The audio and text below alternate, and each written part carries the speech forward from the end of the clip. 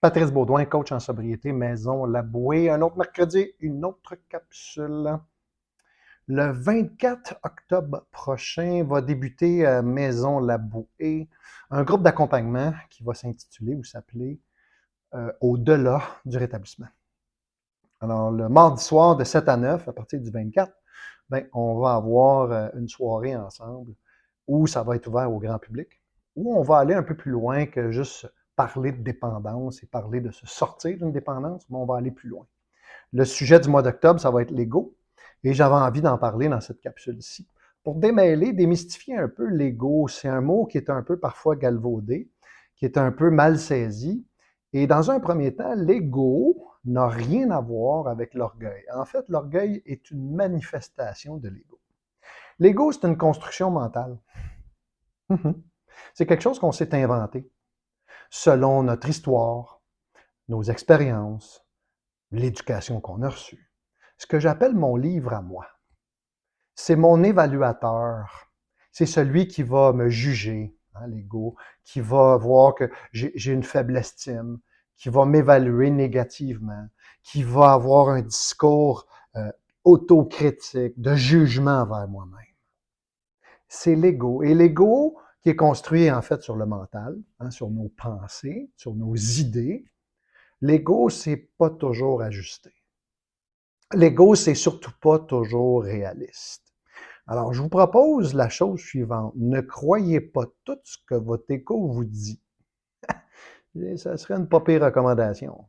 Parce que ça se peut que des fois, votre ego vous dise des grands mensonges. Alors, l'ego, ça se manifeste de certaines façons. On peut reconnaître une personne qui est dans l'ego, c'est-à-dire qui est plus dans sa tête, par les éléments suivants. J'ai fait un petit post sur ma page Facebook personnelle il y a peut-être, je dirais, une semaine. Puis voici ce que ça dit. Alors, l'ego, la personne, c'est comme un personnage. C'est comme si elle portait un masque. On n'a pas vraiment accès à la personne authentique quand elle est dans l'ego. L'ego, encore une fois, c'est une construction. Donc, c'est une personne qui, premièrement, est très égocentrique, centrée sur elle-même. Personne très moi. Non, non, mais moi, tu me comprends pas. Moi, tu me suis pas. Moi, tu m'écoutes pas. Moi, tu m'aimes pas.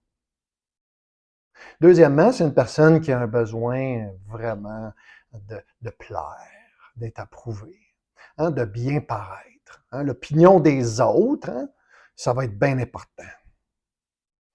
Je t'annonce que tu vas perdre vraiment ton temps en essayant de contrôler l'opinion des autres. Bonne chance. Ça se pourrait que tu échoues. Ce que les autres pensent de toi, pas force de laisser passer ça. Bref, besoin d'être reconnu, de plaire, d'être approuvé, besoin qu'on s'occupe de moi, qu'on soit à mon écoute. Tout est centré sur soi. L'ego, c'est très, très centré sur sa propre personne. On est loin de l'altruisme. L'ego vient de la racine de égocentrique. Encore une fois, c'est une histoire qu'on s'est racontée. On est pris dans notre tête. Alors, pour se sortir de l'ego, ben, on doit peut-être développer une autre partie de soi-même, qu'on peut appeler l'être, l'âme, notre cœur. On peut nommer ça de différentes façons, c'est juste des mots. Alors, définissons ça un petit peu. Alors, l'âme, c'est quoi? C'est quelqu'un qui est un petit peu plus tourné vers les autres, qui va peut-être avoir cette capacité-là de se remettre un peu plus en arrière-plan. Ça ne veut pas dire que cette personne-là s'oublie, mais je suis plus en relation, j'ai plus un rapport d'égal à égal avec les autres. Je suis moins dans un rapport inférieur-supérieur, mais un rapport d'égal à égal. Donc, une personne dans son âme, dans son cœur, hein, dans son être, va être une personne qui va être un petit peu plus dans une vie spirituelle, une vie construite sur l'amour, moins sur la peur. Hein, l'ego, c'est pas mal dans la peur. L'ego, c'est pas mal dans le contrôle. L'être, c'est plus dans le lâcher prise, dans laisser aller, dans faire confiance. Vous comprendrez qu'on n'est pas à la même école. On n'a pas la même attitude quand on est dans l'ego contrôlant versus dans notre cœur libre. Alors, c'est à vous de décider ça, dans quel camp, de quel côté vous avez envie de vivre. Je ne crois pas que l'ego est quelque chose à tuer. Hein. Souvent, on dit ça, kill the ego. Pas vraiment. Je pense que c'est juste d'être conscient. D'être conscient de ce que mon ego me raconte, qui n'est pas toujours la vérité. Super important de saisir ça. Ne croyez pas, encore une fois, tout ce que votre ego vous dit.